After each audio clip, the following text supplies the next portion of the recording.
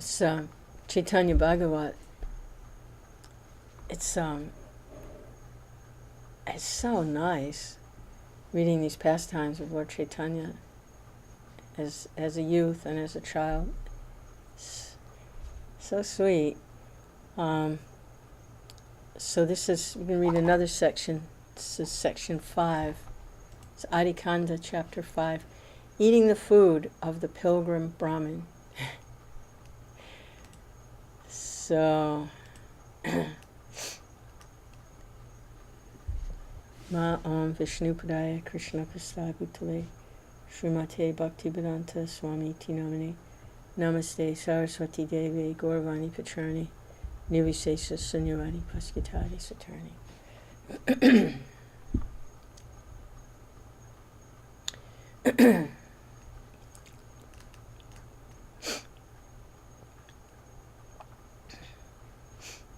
Glory, glory to Lord Vishwambar, who is the supreme master of all masters, who is very dear to the devotees, whose feet are marked with the flag, thunderbolt, and elephant goad. Staying in Jagannath Mishra's home, and his true identity unknown to others, in many ways the boy Lord revealed the truth about himself. One day, Jagannath Mishra called out, "O Vishwambar, my son, bring me my book." Hearing his father's words, the boy ran inside the house, bringing with him the sound of tinkling anklets. Jagannath Mishra said, "Where are the tinkling anklets I hear?" The Brahmin and Brahmini parents searched the 4 directions. He said, "My son does not wear anklets on his feet. Who makes the sweet sound of tinkling anklets?" How surprising, they thought. They did not say anything. After bringing the book, the boy Lord went outside to play. Then the parents saw another wonder inside their home. All over the floor they saw wonderful footprints marked with flag, thunderbolt, elephant goad, pennant, and other auspicious signs. Gazing at the wonderful footprints, the parents became filled with bliss. Tears flowed from their eyes, and the hairs of their bodies stood erect. They gazed at the footprints, and then they bowed down before them. They said, "We are delivered. We are not taking birth again." Jagannath Mishra said, "O mother of Vishwarup, please listen. Please prepare sweet rice mixed with ghee. In the morning, with bath, with Panchagavya, the Damodar Shalagram Shila that stays in our home. I think the Shalagram Shila is secretly walking in our home. That is why we hear the tinkling of anklets." And his parents joyfully worshipped the Shalagram Shila, and the boy Lord smiled within his heart. Now, please hear another wonderful pastime of Lord Chaitanya, the son of Jagannath Mishra. To please Lord Krishna, a certain very pious Brahmin went on pilgrimage to many holy places. Chanting the 6-syllable Gopal mantra, he worshipped the Lord. He did not eat anything, was not the remnants of food offered to Lord Gopal. After traveling and traveling to many holy places, by destiny the fortunate Brahmin came to Lord Chaitanya's home. A Shalagram Shila and a deity of Lord Balagopal were the ornaments he wore around his neck. He shone with a peerless Brahminical luster. The Brahmin always chanted, "Krishna, Krishna." His eyes closed, and his heart, he tasted the nectar of Lord Govinda. Seeing this Brahmin's effulgence, Jagannath Mishra at once stood up, respectfully bowed before him. Jagannath Mishra honored his guest with respectful hospitality. He washed the guest's feet, offered him an elevated sitting place. When the guest was comfortably seated, Jagannath Mishra asked him, "Where's your home?" The Brahmin replied, "I do not belong to any country or province. I travel where my heart takes me." Jagannath Mishra bowed down and said, "The world is fortunate that you travel in that way. Today I am very fortunate. If you give permission, I will arrange for you to cook." The Brahmin said, "Oh, Jagannath Mishra, you may do as you like." Then Jagannath Mishra made splendid arrangements for cooking. First, he nicely cleaned the kitchen, and then he brought all ingredients for cooking. The Brahmin guest personally did the cooking with great happiness, and then he also made the offering to Lord Krishna. Then Lord Chaitanya, who is the super soul in all hearts, thought, "I'll reveal myself to this Brahmin." When the Brahmin began his meditation, Lord Chaitanya suddenly came before him. Lord Chaitanya's limbs were covered with dust and clothed only by the four directions. His hands and feet were very graceful. His eyes were reddish.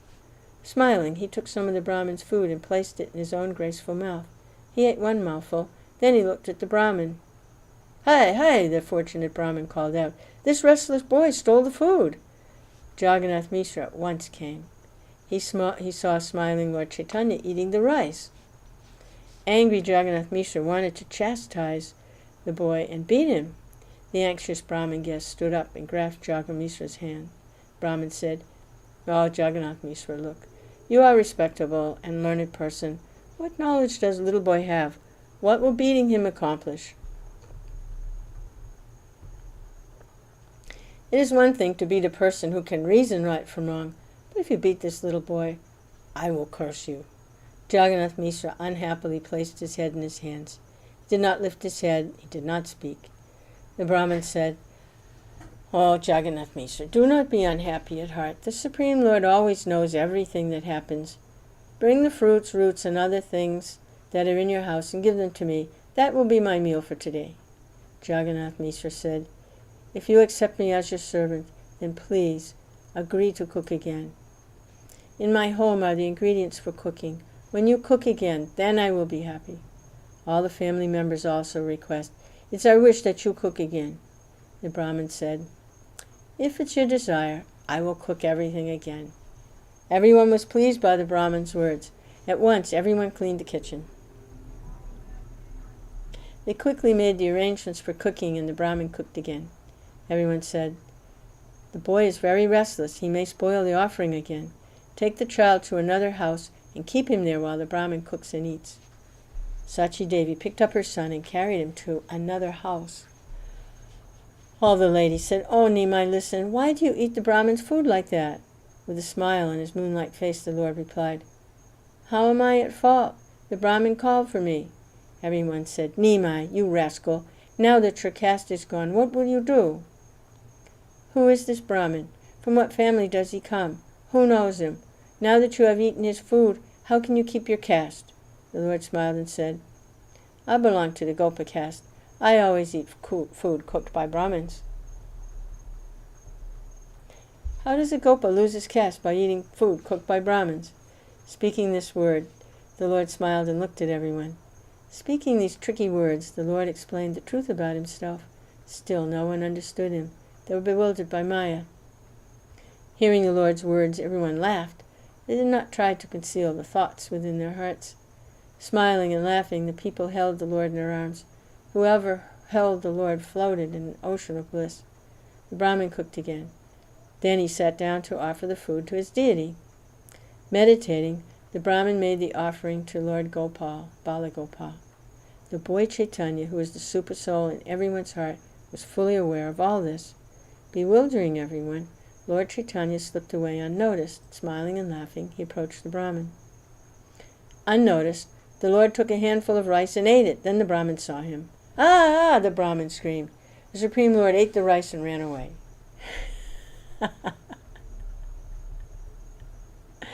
Jagannath Mishra jumped up, grabbed a stick, and angrily chased the Supreme Personality of Godhead.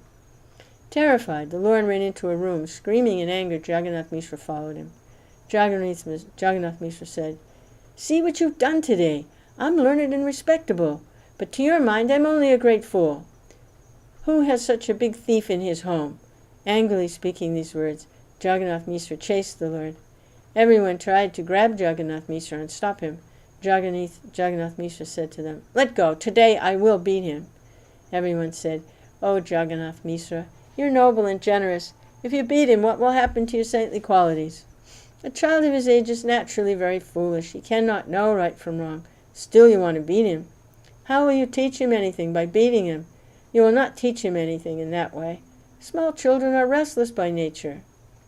Hurrying there, the pilgrim Brahmin grasped Jagannath Mishra's hand and said, "O King of the Mishras, this boy is not at fault.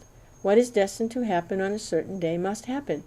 It is not written in my destiny today that I may eat food offered to Lord Krishna. The secret truth I now tell to you."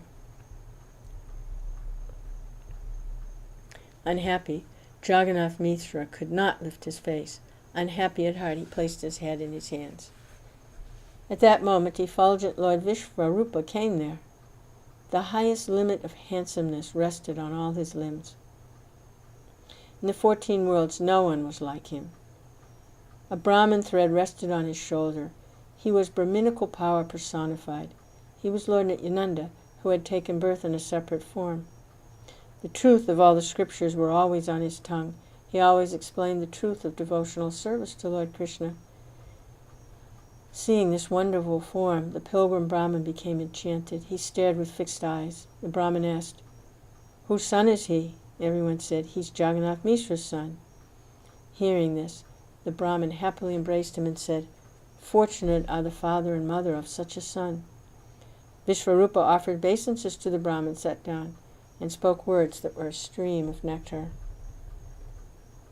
He said, "Anyone who has you for a guest in his home becomes very fortunate.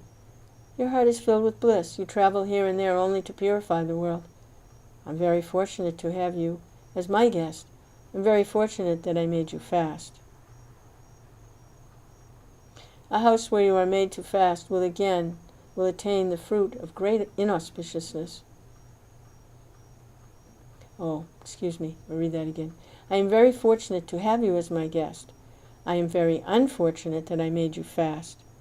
A house where you are made to fast will attain the fruit of great inauspiciousness. Seeing you, I became very happy, but hearing of what happened, I became very sad." The Brahmin said, "Please do not be sad at heart. Whatever fruits and roots you have, I will eat. I live in the forest. I cannot always get rice. Mostly I eat only fruits and roots. Sometimes, if it comes naturally my way, I eat rice. When I gaze at you, I feel great happiness. It is as if I have eaten millions and millions of times. Please bring some fruits and roots that in this house have been offered to the Lord, and I will eat them now." Jagannath Mishra gave no reply. Dejected, he sat with his head in his hands. Vishvarupa said, "O saintly one, you're an ocean of mercy. Still, I'm afraid to speak before you.